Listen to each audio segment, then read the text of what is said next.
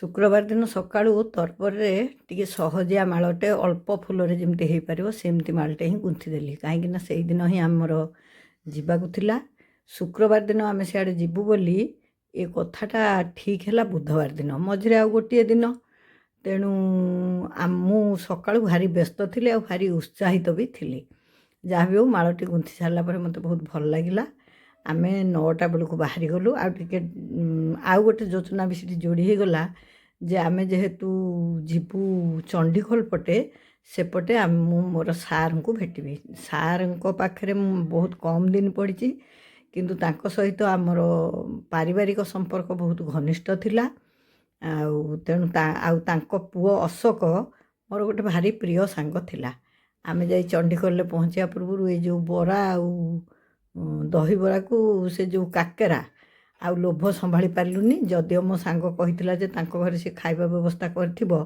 तथापि आमे सेठी टिके टिके खाइदेलु सेठी खाइला बेलू सेठी पुणी मोर जीवन सारा परिवार पुओ सागर देखाला मते बहुत खुशी लगिला तांको भी मुझे सी भुवनेश्वर रोचंती केबे आसवाकू तांको संगे कथा हेली तांको भी डाकिली मुझे आसनु पुओ दहीबरा खाइबा सी कहले मु जस्ट खाइकी बाहरुची मु ये दहीबरा टी खाली लोभरे खाइदेली खाईदेकी आम बाहरिलु सार घर को मनरे बड़ उत्साह 51 वर्ष पर मोर प्रधान शिक्षक श्रीजुक्त ब्रह्मानंद दास सहित मोर देखाला ये होचंदी माउसी बहु बार माउसी मते रिसेस रे तांग घरे बाध्य करी खुआइचंदी कहती तो मुँह पा सुखिला देखा तू कौन खाया नहीं करचु भिड़ नहीं आमको खाइबा दियंती बापांकर आउ सारंकर बहुत घनिष्ठता थिला आउ ये हला अशोक या संगे मु तृतीय रु षष्ठ जाए एकाठी पढ़ी थी आम बहुत सांग सी मत साइकेल बसैकी बहुत बुलेची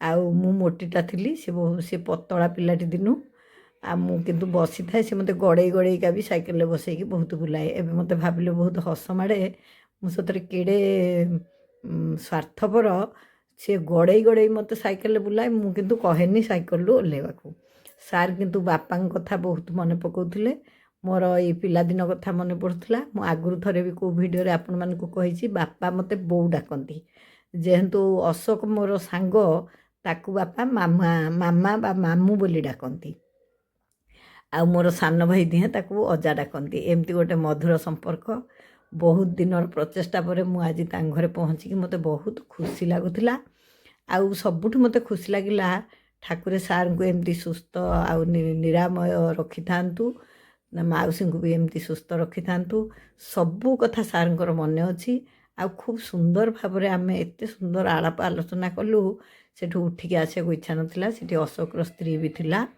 हेले जीवाकू तो अच्छी बहुत दूर आमर योजना होची आम आज सुआकाठी पहुँचबू से पुणी देउल बिका कदली बिका देउल देखा सबू करूँ घर गाड़ीटा नहीं बाहरी मैंने बाटरे जिते कम कर पड़ो सबू सारी सारिका जीवु घर बाहर प्रथम योजना थिला जे निश्चित मु आज सार आ मौसी को भेटबी सार आ मौसी को भेटिली अशोक आ स्त्री को भी भेटिली सेठी आम पई खाइबार सबू बंदोबस्त करा जाइथिला आमे खाईदेलु सेठू प्रकृत में आमे कौन तरतर हबू सार मुझे पूरा गुरुजन सब बेले गुरुजन सार निजे आमको बाध्य कले कहले तुम एत दूर बाट जीव तुम शीघ्र खाईदियो मुझे कहती जे आम सब तो तले बसी पारू तले समस्त व्यवस्था करदे समस्ते बसीजा मौसी अशोकर स्त्री कहले नाई आम पर खाइबू तुम्हें तो जीवाकू अच्छी आउ के आसिले सांग हो बसी खाइबा तुम खाईदेकी बाहर जाओ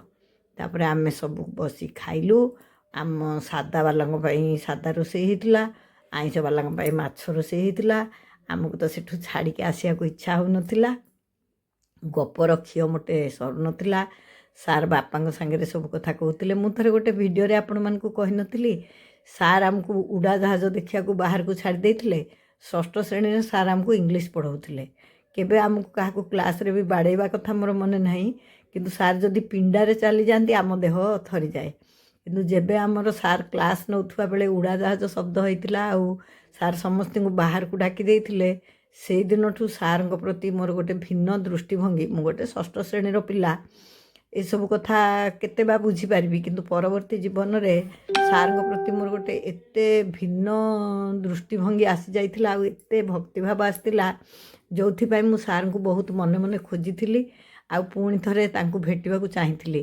ହେଲେ କିଛି ଦିନ ପାଇଁ ତ ମୁଁ ସମସ୍ତଙ୍କଠୁ ହଜି ଯାଇଥିଲି ନା। ଏଇ ଏଇ 4-5 ବର୍ଷ ନାଇଁ, ସାନ ପୁଅ ବାହାଘରକୁ ଅଶୋକ ଆସିଥିଲା। ସାନ ପୁଅ ବାହାଘରକୁ ମୋର କେତେ ଗୁଡ଼ିଏ ସାଙ୍ଗ ଆସିଥିଲେ, ଖାଲି ଅଶୋକ ନୁହେଁ, ଛବି ଆସିଥିଲା, ଅଶୋକ ଆସିଥିଲା, ଆଶିଷ ଆସିଥିଲା। ସେତିକିବେଳେ ମୁଁ ଜାଣିଲି ଯେ ମୋ ଜୀବନରେ ଗୋଟେ ପରିବର୍ତ୍ତନ ଆସିଲା ଆଉ ମୁଁ ମୋର ସାଙ୍ଗମାନଙ୍କୁ ପୁଣି ଫେରି ପାଇଲି। କିନ୍ତୁ ଅଶୋକ କେବେ ଆମ ଘରକୁ ଆସିନି କି ମୁଁ ବି କେବେ ଯାଇପାରିନଥିଲି। ଯିବି ଯିବି ଯିବି ଯିବି ହେଇକି ଏଥର ତେଲକୋଇ ବାହାରିଲା ବେଳକୁ ଶୁଆକାଟି ତେଲକୋଇ ଦେଇକିରି ସାର୍ଙ୍କୁ ଭେଟିକି ଆମେ ଯିବୁ ବୋଲି ଠିକ୍ କଲୁ।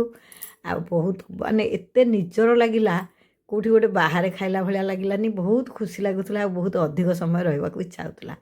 ଠିକ୍ ବାହାରିଲା ବେଳକୁ ମୁଁ ଦେଖିଲି ତାଙ୍କ ଘରେ ବହୁତ ପରା ହେଇକି ନଡ଼ିଆ ଗଦା ହେଇଛି। ମୁଁ ଖାଲି କହିଦେଲି, ମୁଁ କହିଲି ନଡ଼ିଆ ବାଡ଼ିର ତ ବୋଧେ, ଏତିକି କହିଦେଇଛି ସାର୍ ଆଣିକି ସେଠି ଖାଲି ନଡ଼ିଆ ଗଦେଇବାକୁ ଲାଗିଲେ। ଅଶୋକ ତାର ଛଡ଼େଇବାକୁ ଲାଗିଲା। ମୁଁ କହିଲି ଆରେ ତୁ ମୋତେ ପୁଣି ଗାଳି ଦେବୁ, ଛୁଆବେଳେ ତ ତୁ ସାଇକେଲ ପଛରେ ବସିକି ତୋତେ ଯାହା ଠେଲା କରଉଥିଲି କରୁଥିଲି, ଏ ବୁଢ଼ୀ ଦିନେ ଆଇଲି ଯେ ତୋତେ ନଡ଼ିଆ ଛଡ଼ା କରେଇଲିଣି ନା ନାଇଁ, ଏଇ ମୋର ତ ଏଇ ସିଷ୍ଟମ୍ଟା ଅଛି, କିଛି ଅସୁବିଧା ନାହିଁ। ସେସବୁ ନଡ଼ିଆ ଛଡ଼େଇକି ଦେଇଥିଲା। ଆଉ ସବୁ ଧରିକି ସାର୍ଙ୍କ ସାଙ୍ଗେ କିଛି ଫଟୋ ଉଠେଇଲୁ ଆମେ। ଆଉ ଏତେ ଖୁସି, ମାନେ ଏତେ ଦିନ ପରେ ଦେଖା ହେଇକି ଏତେ ଖୁସି ଲାଗିଲା। ବାପା ବୋଉଙ୍କ କଥା, ସେ ପୁରୁଣା ଜୀବନ କଥା, ଏଇସବୁ କଥା ହିଁ ତ ଖୁସିର କଥା।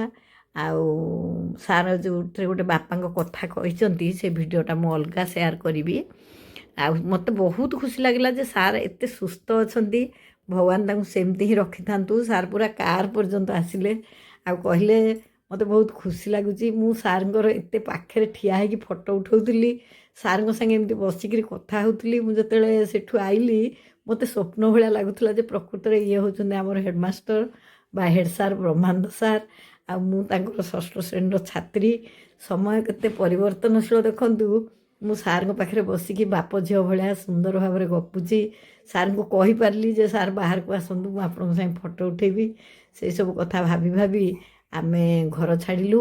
ମୁଁ ତ ଡାକିକି ଆସିଛି। ଆଉ ଏଇ ଭୁବନେଶ୍ୱର ପାଖରେ ହିଁ ଗୀତା ନାନୀ, ସବିତା ନାନୀ, କେଦାର ଭାଇ ସମସ୍ତେ ରହୁଛନ୍ତି। ତେଣୁ ମୋର ବିଶ୍ୱାସ ଅଛି ଯେ ନିଶ୍ଚୟ ପୁନର୍ବାର ଦେଖା ହେବ। ଆଉ ଅଶୋକକୁ ତ କହିଛି, ମୁଁ ଯାଇକି ତୋ ଘରେ ପହଞ୍ଚିଲି, ତୁ ଯଦି ଆସି ମୋ ଘରେ ନ ପହଞ୍ଚିବୁ ତାହେଲେ ତୋ ସାଙ୍ଗେ ମୁଁ କଟି କରିଦେବି। ଏହା କହିକି ଆମେ ଗଲୁ। ଡୁବୁରି ପାସ୍ ହେଲା ପରେ ଗୋଟେ ଭିତର ରାସ୍ତା, ଯେଉଁଥିରେ ଆମେ କେବେ ବି ଯାଇନୁ, ସେପଟେ ଗଲୁ। ରାସ୍ତାଟି ବହୁତ ସୁନ୍ଦର ଲାଗୁଥିଲା, କିନ୍ତୁ ବେଳେବେଳେ ଏତେ ବଡ଼ ବଡ଼ ଅସରା ମେଘ ହେଉଥିଲା ଯେ ବହୁତ ଭୟ ବି ଲାଗୁଥିଲା। ଆଉ କେଉଁଠି ଦୋକାନ ନାହିଁ, ବଜାର ନାହିଁ, କିଛି ନାହିଁ। ଆମେ ଏମିତି ଥଟ୍ଟା ମଜା ହସାହସି ଯାଉଥିଲୁ।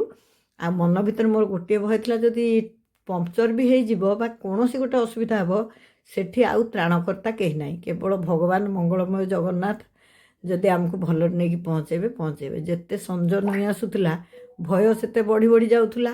ଯାହା ବି ହେଉ ଆମେ କହିଲି 4ଟା ପରେ କେମିତି ଟିକେ ଚାହା ପିଇବି ବୋଲି ମୁଁ ମନେ ମନେ ବିକଳ ହେଇଗଲି। କ'ଣ କରିବି, ଯଦି ବି କେଉଁଠି ମିଳିଯାଉଛି କ୍ଷୀର ଚାହା, ନାଲି ଚାହା କି କଫିର ପ୍ରଶ୍ନ ନାହିଁ।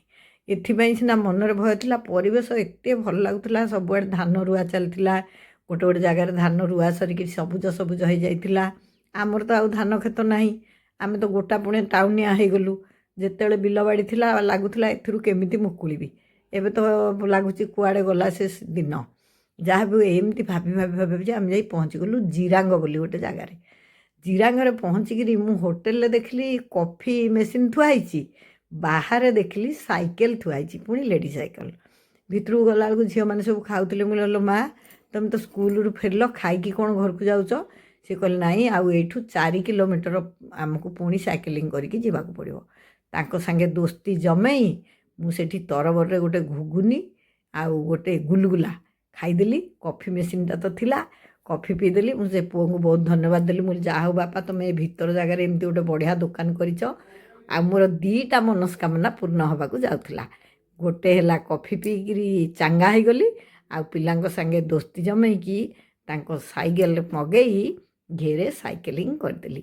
ପିଲାମାନେ ମୋତେ ଟିକେ ଚିଡ଼ିଲେ, କହିଲେ ବାଟରେ ଯାଉଛେ, ତୁ ଏଇନା ଓଦା କାଦୁଅରେ ସାଇକେଲିଂ କରିବୁ, କାଳେ ପଡ଼ିଯିବୁ। ମୁଁ ତାଙ୍କୁ କିଛି ନ କହି ପିଲାଙ୍କଠୁ ସାଇକେଲ ଆଣି ତାଙ୍କୁ ଫୋନ୍ ଧରେଇ ଦେଇ ଭିଡ଼ିଓଟି କଲି, ଯେଉଁ ଭିଡ଼ିଓକୁ ଆପଣମାନେ ବହୁତ ଭଲ ପାଇବା ଦେଇଛନ୍ତି। ପିଲାଦିନେ ତ ମୁଁ ସାଇକେଲରେ ସ୍କୁଲ ଯାଉଥିଲି ନା, ଅଭ୍ୟାସଟା ଯଦି ଛାଡ଼ିଦେବି ଆଉ ଚଲେଇ ପାରିବିନି। ଆଉ ସାଇକେଲିଂଟା ଗୋଟେ ବହୁତ ଭଲ ବ୍ୟାୟାମ ବା ଗୋଟେ ଏକ୍ସରସାଇଜ୍, ଯେଉଁଟା କଲେ ଦେହ ମନ ସବୁ, ମୋତେ ତ ଭାରି ଖୁସି ଲାଗେ। ସବୁ ଖୁସିରେ ଖୁସିରେ ଜିରାଙ୍ଗରୁ ଆମେ ବାହାରି ଆସିଲୁ। ତାପରେ ପୁଣି କେମିତି ଯାଇକି ପହଞ୍ଚିଯିବୁ ଭଉଣୀ ଘରେ, କାହିଁକିନା ବାଟରେ ବହୁତ ଭଲ ଲାଗୁଥିଲା। ଗାଈ ଗୋଠ ତ ଆଉ ଦେଖିବାକୁ ମିଳୁନି, ଗାଈ ଛେଳି ସବୁ ଗୋଠରୁ ମାନେ ଜଙ୍ଗଲରୁ ଚରିକି ଫେରୁଥିଲେ। ଆମର ସେତେବେଳେ ଗୋଟେ ଗୋଧନ ବାହୁଡ଼ା ବେଳ ବୋଲି ଥିଲା, ଆଉ ତ ସେସବୁ ନାହିଁ। ସେଗୁଡ଼ା ସବୁ ଦେଖିକି ମନ ବହୁତ ଖୁସି ହେଉଥିଲା। ଆଉ ଜଙ୍ଗଲୀ ଝରଣା ସବୁ ପାଣିରେ ଭର୍ତ୍ତି ହେଇକି ବଢ଼ିଆ ଶବ୍ଦ କରୁଥିଲେ, ତାକୁ ବି ଆମେ ଦେଖୁଥିଲୁ। କିନ୍ତୁ ଭିତରେ ଭିତରେ ଟିକେ ଭୟ ବି ଲାଗୁଥିଲା। ଯାହା ବି ହେଉ ଆମେ ସୁରୁଖୁରୁରେ ଯାଇକି ତେଲକୋଇରେ ପହଞ୍ଚିଗଲୁ। ଆଗରୁ ବି ମୁଁ ଆପଣମାନଙ୍କୁ କହିଛି, ତେଲକୋଇରେ ମୋର ଭଉଣୀ ଘର। ସେ ବଡ଼ ଭଉଣୀ ତ ସାର୍ଙ୍କର ବେଶୀ ଅଧିକ ଦିନ ସାର୍ଙ୍କ ପାଖେ ପଢ଼ିଛି। ଆଉ ମୁଁ ବାଟରେ ଜଗନ୍ନାଥଙ୍କର ରଥ ବି ଦେଖିବାକୁ ମିଳୁଥିଲା। ଜଗନ୍ନାଥ କେଉଁଠି ବା ନାହାନ୍ତି, ସେ ଭିତର ଗାଁରେ ବି ଜଗନ୍ନାଥଙ୍କ ରଥ ଦେଖିଲା ବେଳକୁ ମନ ବହୁତ ଖୁସି ଲାଗୁଥିଲା।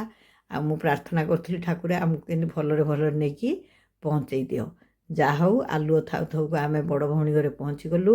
ତା ଘରେ ଟିକେ ସମୟ ରହିକି ଆମେ ଶୁଆକାଟି ଫେରିଗଲୁ, କାହିଁକିନା ପରଦିନ ଆମର ଖିଚିଙ୍ଗ ଯିବାର ଥିଲା। ତେଲକୋଇରୁ ଯାଇ ଶୁଆକାଟିରେ ପହଞ୍ଚି ପୁଣି ଖିଚିଙ୍ଗ ବାହାରିକି ଯିବା କେବେ ହେଲେ ସମ୍ଭବ ହେବ ନାହିଁ। ସେଥିପାଇଁ ଆମେ ତରତରରେ ବାହାରିଗଲୁ। ଏ ବିଲେଇଟା ସାଙ୍ଗରେ ବାବାଇ ବହୁତ ଖେଳିଲା। ଏଇଟା କ'ଣ ପାର୍ସିଆନ୍ ବିଲେଇ ନା କ'ଣ, ସେ ବହୁତ ପଇସା ଦେଇ କିଣିଛି। ମୁଁ ତ ସେଗୁଡ଼ା, ମୁଁ ସବୁ ପଶୁଜନ୍ତୁକୁ ଭଲ ପାଏ, କିନ୍ତୁ ମଣିଷଠୁ ତ ପଶୁଜନ୍ତୁ ବଡ଼ ନୁହେଁ। ଆଉ ଯାହା ବି ହେଉ ସିଏ ତା ନାତି ପାଇଁ ଏ ବିଲେଇଟି କିଣିଛି, ଆଉ ଭାରି ଭଲରେ ପାଳିଛି ତାକୁ।